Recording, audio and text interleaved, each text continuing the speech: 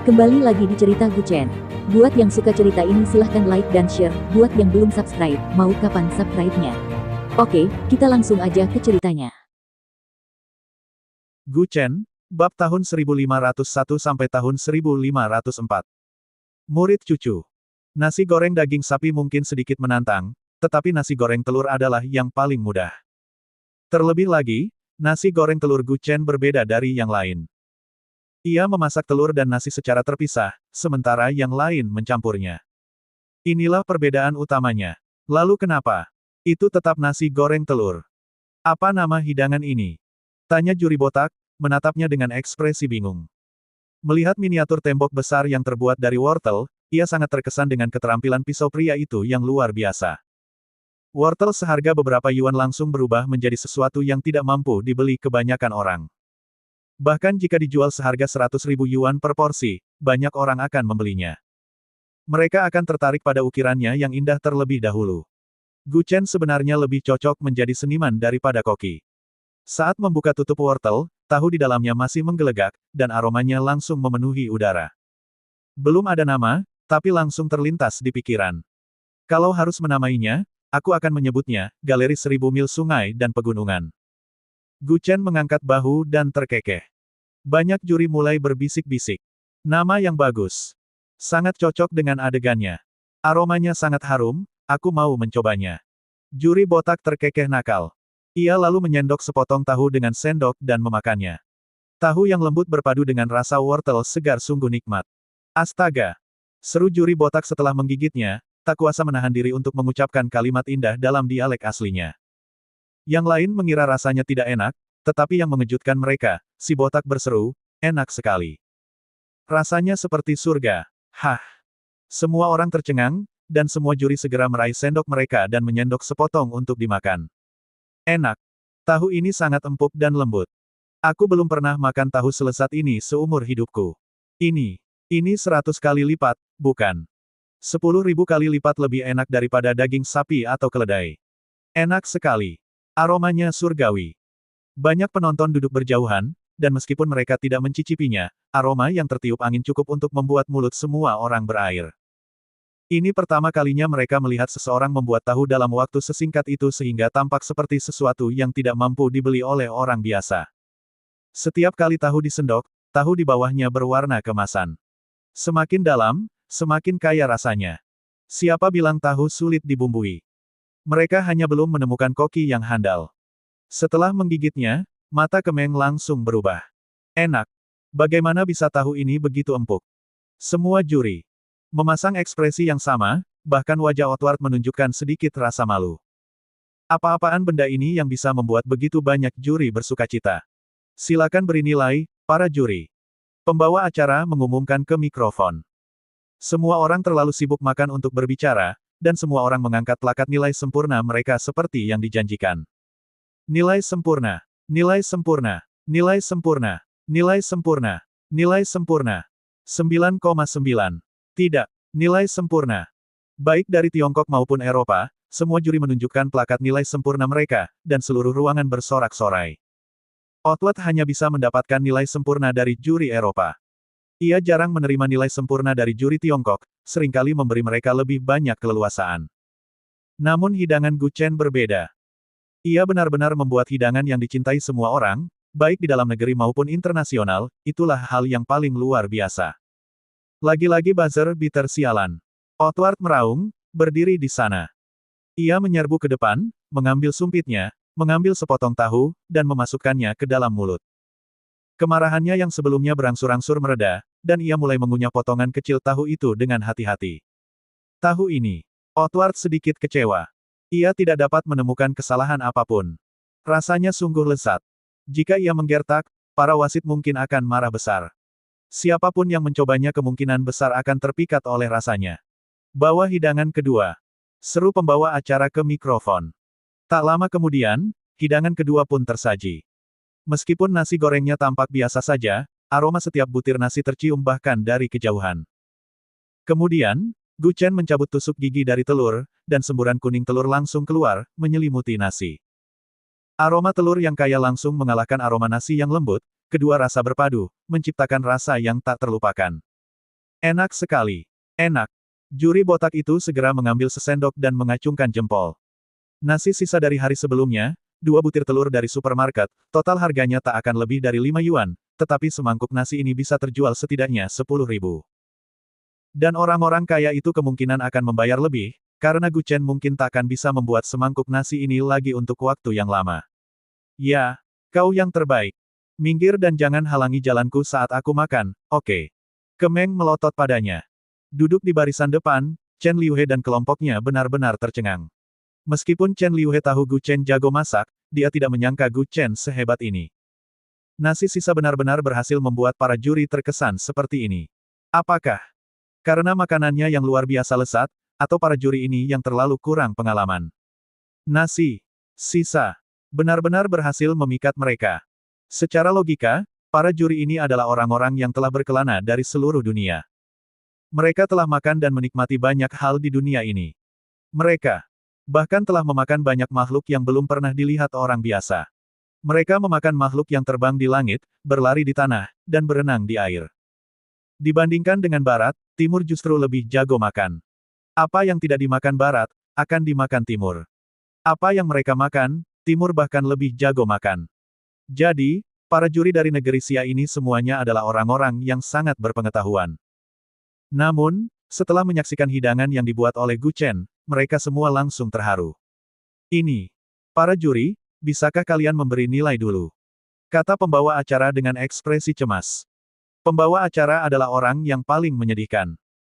Penonton jauh, yang tidak masalah, tetapi dia adalah orang yang paling dekat dengan kompetisi, mencium aroma makanan tetapi tidak dapat memakannya, itulah hal yang paling menyakitkan. Gu Chen tersenyum tak berdaya, ada lagi yang ingin kalian katakan? Ini. Juri botak itu kemudian meraih piring dan mulai menjilatinya hingga bersih, menelan sisa nasi. Aku sudah lama menjadi ahli kuliner, dan aku belum pernah makan sesuatu yang selezat ini. Seru juri botak, nilai penuh. Nilai penuh. Juri-juri lainnya segera menyeka mulut mereka. Nilai penuh. Nilai penuh. Nilai penuh.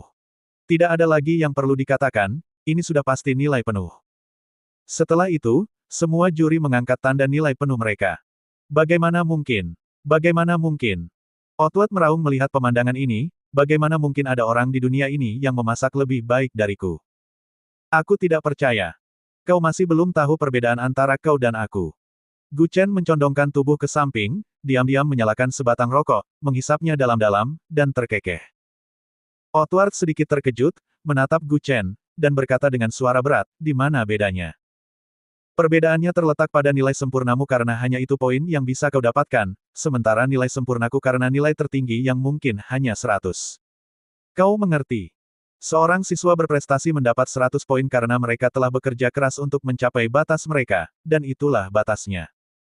Seorang jenius mendapat 100 poin karena kertas ujiannya hanya 100 poin. Skornya sama, tetapi perbedaan antara keduanya sangat besar. Gu Chen menjentikkan abu rokoknya dan tersenyum tipis. Gu Chen tidak salah dalam hal ini. Perbedaan antara dirinya dan Otward setara dengan perbedaan antara siswa berprestasi dan seorang jenius. Untuk memperkuat posisi mereka, siswa berprestasi harus belajar dengan tekun, mengerjakan PR setiap hari, dengan begitu, mereka mungkin masih belum mencapai nilai yang diinginkan. Inilah yang menjadikan mereka siswa berprestasi. Mereka memang memiliki keunggulan dibandingkan orang biasa, belajar sedikit lebih cepat, lebih giat, tetapi bukan berarti mereka memiliki bakat yang superior. Seorang jenius, di sisi lain, berbeda. Anda mungkin melihat mereka tidur di kelas, tidur setelah kelas, bahkan menjalin hubungan romantis, tetapi Anda tetap tidak bisa mengalahkan mereka. Itulah jenius. Mereka bermain-main saat Anda bermain, dan tetap bermain saat Anda belajar. Jika mereka gagal ujian, satu-satunya alasan adalah karena mereka tidak tertarik pada mata pelajaran itu. Jenius paling menakjubkan yang pernah saya lihat adalah seseorang yang, setelah melewatkan 2 ujian, tetap berhasil menduduki peringkat kedua di seluruh kelas, hanya 1 poin di belakang peringkat pertama. Perbedaan antara Otward dan Gu Chen persis seperti itu. Gu Chen dengan santai memasak 2 hidangan di menit-menit terakhir, benar-benar mengungguli koki kelas dunia ini. Bukankah ini tipe siswa berprestasi yang mendapat juara pertama di seluruh sekolah mengejek si jenius yang melewatkan 2 mata pelajaran dan hanya tertinggal 1 poin? Perbedaan antara kakek dan cucu hampir seperti itu. Kau Otwat sangat marah hingga tak bisa berkata-kata, bukan karena kata-kata Gu Chen yang begitu kasar, tetapi karena apa yang dikatakan orang ini memang benar. Dalam 20 menit terakhir, ia membuang banyak waktu. Saat memasak hidangan terakhir, hanya tersisa 1 menit, tetapi ia tetap tenang dan kalem saat memasak. Mentalitas ini cukup untuk menghancurkan sekelompok besar orang. Aku kalah, kata Audrey lembut sambil menundukkan kepala. Gu Chen tersenyum tenang dengan tangan di belakang punggungnya, kau harus mendengarkan gurumu dan tidak mencoba-coba masakan timur. Itu lebih baik untuk kalian berdua. Setelah mengatakan itu, Gu Chen berbalik dan berjalan menuju gerbang. Pembawa acara, memperhatikan sosoknya yang semakin menjauh, dan berseru, Tuan Gu, piala Anda. Oh, saya punya gudang piala seperti itu di halaman belakang rumah, sumbangkan saja. Gu Chen melambaikan tangannya pelan dan berkata dengan lembut. Kalau bicara soal piala, Gu Chen bahkan tidak tahu berapa banyak yang telah dimenangkannya. Otward hampir muntah darah karena marah. Omong kosong macam apa ini? Dia sudah bersusah payah mendapatkan penghargaan koki global, memimpikannya, tetapi Gu Chen mencemoohnya, sama sekali tidak menganggapnya serius. Benar saja, semakin sulit sesuatu diraih, semakin Anda menginginkannya. Semakin Anda memilikinya, semakin Anda tidak tertarik. Gu Chen sama sekali tidak menyadari piala berkaliber ini. Ini hanya bisa berarti satu hal, dia pernah melihat semuanya sebelumnya. Otward tiba-tiba teringat sesuatu yang pernah dikatakan gurunya, dia memiliki seorang Grandmaster muda yang sangat berbakat dan keterampilan memasaknya paling dekat dengan keilahian, tidak. Harus dikatakan, mereka melampaui keilahian. Maka, ia selalu mengajari Otward bahwa hidup itu seperti memasak. Terlalu flamboyan bisa dengan mudah berujung pada kegagalan. Ia bisa memamerkan keahlian memasaknya dimanapun di barat, tetapi ia tidak boleh mencoba memasuki pasar timur. Ini juga nasihat yang diberikan Gu Chen kepadanya. Grandmaster. Apakah itu kau, Grandmaster? Seru Otward terkejut melihat sosoknya yang semakin menjauh. Di dunia ini, bahkan mungkin guru Otward pun tak dapat mengalahkannya dengan mudah. Selain guru yang disebutkan oleh gurunya, ia sungguh tak dapat menemukan atau membayangkan orang lain. Akhirnya, Gu Chen berhenti di depan gerbang dan tertawa dingin, keahlianmu memang ada, tapi karaktermu kurang. Jangan panggil aku Grandmaster, aku tak punya cucu murid sepertimu. Boom! Seluruh penonton langsung terkejut. Astaga, koki top dunia itu ternyata adalah murid kesayangan Gu Chen. Lelucon. Apa ini? Bahkan Kemeng, yang duduk di dewan juri, terkejut. Otward ini ternyata murid dari murid Gu Chen. Di barisan depan, Chen Liuhe langsung tertawa terbahak-bahak mendengar ini. Hahaha, pantas kau terima karena begitu sombong. Sekarang kau tahu apa yang terjadi, kan? Kau bahkan tak pantas menjadi cucu lagi. Teriaknya dengan bangga. Zuo Sandu, nyaris tak bisa menahan tawanya, berkata, jadi kau benar-benar seorang murid agung. Kompetisi kuliner yang menggemparkan dunia ini pada dasarnya telah berakhir. Meskipun Gu Chen tidak menginginkan trofi tersebut, piala itu diserahkan kepada departemen terkait oleh Kemeng, jadi setidaknya gelar Master Chef tetap berada di negeri Xia. Masakan timur sekali lagi menunjukkan kehebatannya kepada dunia. Sebenarnya, wajar saja jika masakan negeri Xia menang. Di Eropa, setiap negara memiliki masakannya sendiri, dan setiap tempat berbeda. Hidangan yang mereka buat relatif monoton, dan kebanyakan menggunakan ikan, foie gras, daging sapi, atau beberapa makanan laut mahal sebagai bahan-bahannya. Namun di negeri Xia, ada begitu banyak masakan.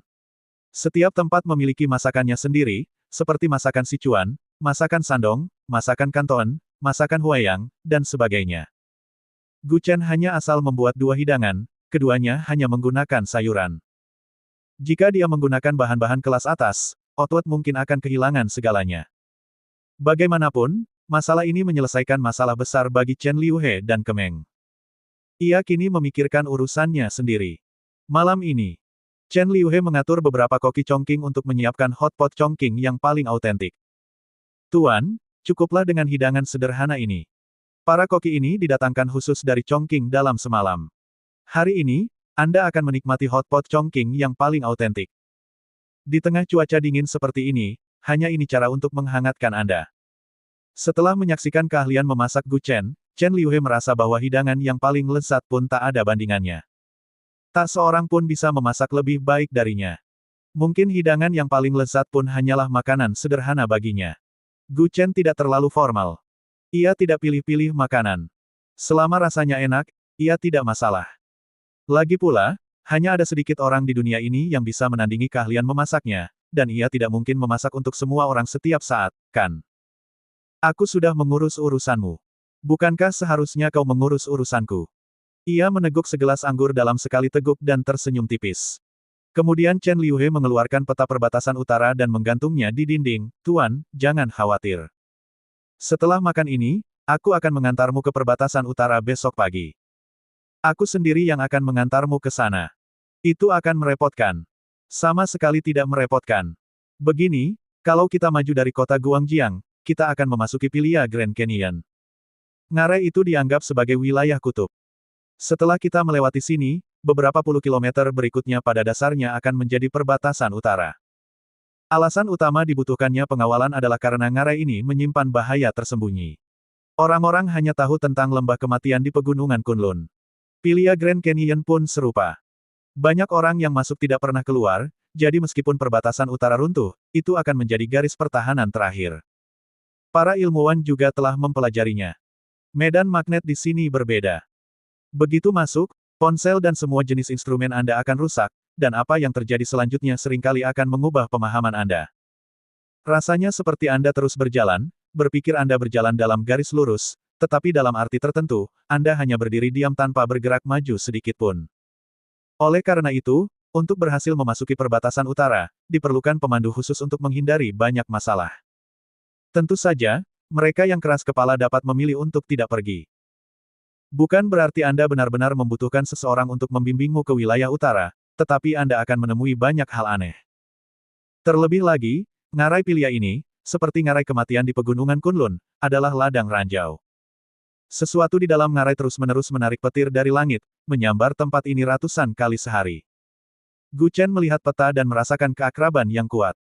Sejujurnya, selama Perang Wilayah Utara, pertempuran pada dasarnya mencapai area ngarai Pilia ini. Jika bukan karena penghalang alami yang memungkinkan pasukan wilayah utara keluarga Murong beristirahat sejenak, Gu Chen tidak akan punya waktu untuk bereaksi dan memimpin semua orang kembali. Kau seharusnya tahu cara masuk, kan? Tanya Gu Chen dengan tatapan bingung. Chen Liuhe menepuk dadanya dan meyakinkannya, aku telah melewati jalan itu berkali-kali, aku sangat mengenalnya. Jangan khawatir. Lagi pula, ada 3.000 orang yang ditempatkan di kedua ujung ngarai ini, dan zona aman telah direncanakan. Ngarai itu panjangnya 10 km tetapi lebarnya lebih dari 100 km. Sejauh ini, semua orang baru menjelajahi sekitar 1/10 ngarai. Masih banyak area berbahaya yang belum dijelajahi. Mereka hanya menemukan jalur yang relatif aman di tengahnya. Saat ini, pintu tiba-tiba terbuka. Chen Liuhe tanpa sadar merobek peta yang tergantung di dinding. Siapa? Keluar. Peta itu menandai banyak tempat di mana pasukan ditempatkan, dan terlalu banyak orang yang tidak boleh mengetahuinya. Jika bukan karena Gu Chen, bahkan Lan Wancheng dan yang lainnya harus merahasiakan informasi ini. Pintu terbuka. Kemeng mengenakan mantel bulu panjang dan celana olahraga, dan di kakinya terdapat sepatu kecepatan serang pembunuh manusia, Valentino. Sepatu ini, jika dibuat sesuai pesanan, harganya beberapa ribu yuan untuk yang termurah dan lebih dari 100.000 yuan sepasang. Kau mengenakan sweater dan celana olahraga dengan jeans Valentino, kombinasi yang cukup unik. Gu Chen menatapnya dari atas ke bawah dan tertawa. Dan apa yang kau pegang itu? Sebuah pengkor api. Hahaha. Beberapa pria tertawa terbahak-bahak.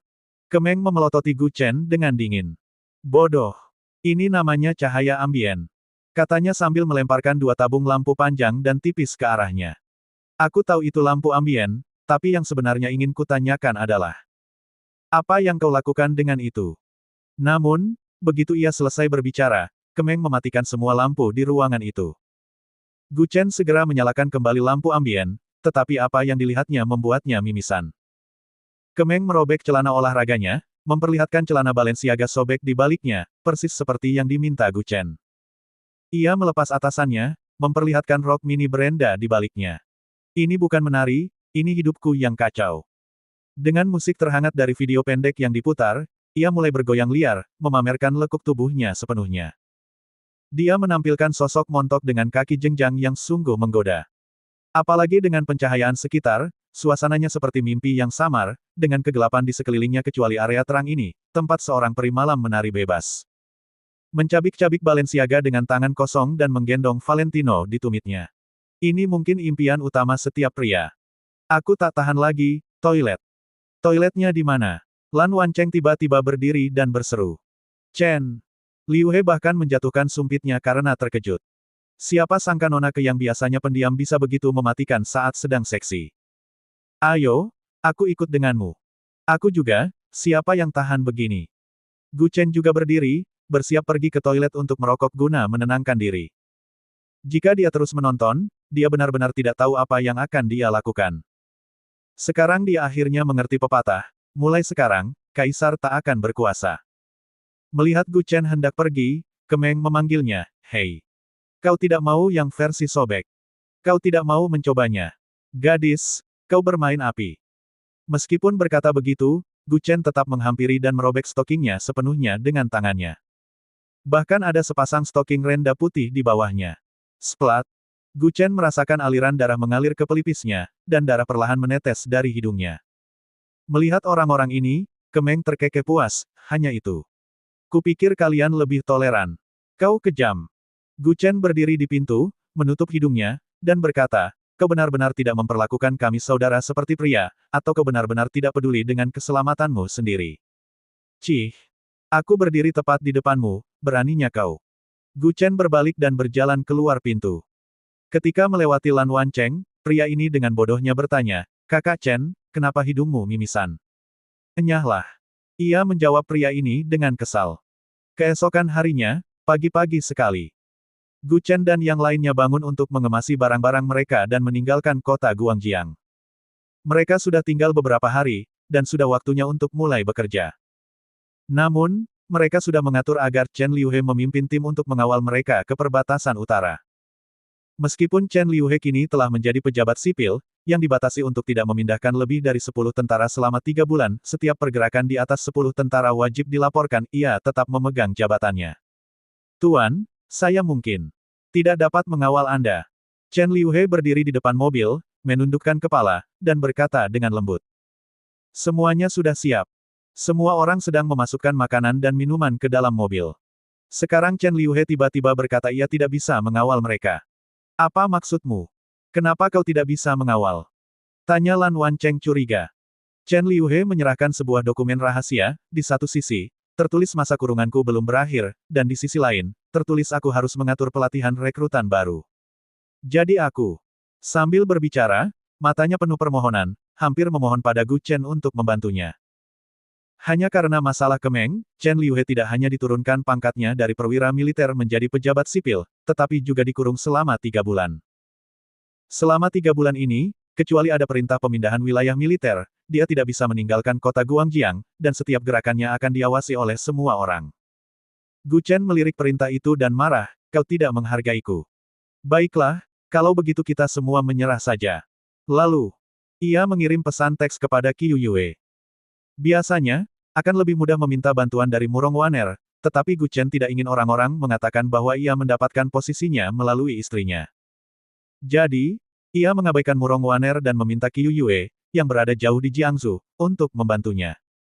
Ia memintanya untuk mengumpulkan informasi tentang atasan langsung Chen Liuhe dan mengirimkannya ke kantornya. Tunggu. Kurasa dia akan meneleponku dalam 10 menit. Gu Chen menyalakan sebatang rokok dan terkekeh canggung. Tak sampai 10 menit kemudian, telepon Chen Liuhe berdering kurang dari 5 menit kemudian. Penelepon itu bertanya di mana mereka berada. Setelah melaporkan lokasi mereka, mereka menunggu sekitar 2 menit lagi sebelum sebuah sedan Hongqi model lama datang. Jangan remehkan mobil tua ini. Semakin tua Hongqinya, semakin tinggi statusnya. Begitu mereka keluar, seorang pria botak bertopi dan berjilbab berjalan ke arah mereka. Ya ampun, Tuan Muda Gu. Aku benar-benar tidak menyangka Tuan Gu yang bersinar begitu terang di kota Guangjiang ternyata adalah Tuan Muda Gu yang terkenal. Namun, rayuannya justru menjadi bumerang. Pria itu berlari kecil menghampiri, mengulurkan kedua tangannya untuk menjabat tangan Gu Chen, wajahnya penuh raut wajah yang penuh pujian. Bolehkah aku meminjam Chen Liuhe sebentar? Tidak masalah, tidak masalah. Aku sangat setuju. Pria itu berkata sambil tersenyum. Gu Chen bahkan tidak meliriknya dan berkata dengan suara berat, aku hanya memberi tahumu. Masuk ke mobil. Dari awal hingga akhir, dia tidak memandang pria itu sekalipun. Meskipun pria ini adalah gubernur kota Guangjiang, di mata Gu Chen, dia bahkan tidak memiliki pangkat. Setelah melihat Gu Chen masuk ke dalam mobil, Chen Liuhe dengan cepat berjalan mengitari pria di depannya dan bersiap untuk masuk ke dalam mobil. Namun setelah berpikir sejenak, dia berbalik untuk melihat pria itu dan berkata lembut dengan tangan tergenggam, "Gubernur Qian, aku akan pergi sekarang. Silakan, silakan. Hati-hati di jalan dan jaga tuan muda Gu baik-baik," kata pria itu dengan hormat sambil menundukkan kepala. Setelah sekian lama, ini adalah pertama kalinya Chen Liuhe melihat bosnya begitu malu, dan dia merasa sangat senang. Di dalam mobil, Gu Chen dan kelompoknya duduk di dalam, sementara Chen Liuhe sudah tertawa terbahak-bahak. "Pelankan suaramu, bosmu masih di luar," bisik Gu Chen mengingatkan. Mobilnya bahkan belum pergi, dan Chen Liuhe sudah tertawa terbahak-bahak di dalam. Pria parubaya yang berdiri di jalan itu tampak pucat pasi, hampir tak mampu menahan amarahnya. Lagi pula, ia tak mampu menyinggung orang ini. Bahkan gubernur utara, apalagi gubernur kota Guangjiang, mungkin bukan ancaman baginya. Akhirnya, setelah mobil perlahan pergi, petugas di samping pria parubaya itu berbisik, "Tuan, mengapa Anda begitu takut pada orang itu? Kalau Anda di posisiku, Anda juga pasti takut," kata pria parubaya itu tanpa daya, tangannya di belakang punggung. Untungnya, wabah itu telah berlalu. Kesabaran sesaat membawa kedamaian. Baru 10 menit yang lalu, semua hal mencurigakan yang telah ia lakukan selama bertahun-tahun telah dikumpulkan dan diletakkan di mejanya, dan ia juga menerima telepon dari orang asing. Mengatakan bahwa hal-hal ini dapat dipublikasikan kapan saja pasti akan menarik perhatian para wartawan. Pria itu ketakutan mendengar kata-kata itu dan segera berlari ke Gu Chen untuk menjilat. Jika hal itu terbongkar, kemungkinan besar dia akan langsung kehilangan pekerjaannya. Di dalam jeep militer. "Tuan, mengapa dia begitu patuh padamu?" Chen Liuhe menatapnya dengan curiga. Gu Chen duduk di dekat jendela dan tersenyum tipis, sederhana saja. "Aku punya kelemahannya. Jika dia menindasmu lagi di wilayah hukum ini, hubungi saja aku. Aku punya banyak cara untuk menghadapi orang-orang seperti dia yang hanya menindas sesamanya." Sebenarnya, hampir semua orang di posisi ini punya rahasia kotor. Dia mungkin tidak menyangka perbuatannya, yang terjadi bertahun-tahun lalu, masih akan diungkap oleh Gu Chen. "Baiklah, jika dia menindasku lagi, Tuan, kau harus membantuku." Chen Liuhe menyandarkan kepalanya di bahu Gu Chen seperti istri yang terluka. "Minggir." Gu Chen mendorongnya ke samping dan berkata dengan kesal. Saat ini, Lan Wancheng tiba-tiba membuka jendela, menunjuk ke suatu tempat di luar, dan berseru, "Sialan. Sialan. Apa yang kau lakukan, mengutuk seperti itu?" Zuo Sandu juga mencondongkan tubuh dan berkata dengan kesal, tetapi ketika dia mendekat, dia langsung berseru juga, "Apakah itu Jiang Ye?" Bersambung. Lanjut ke season 3.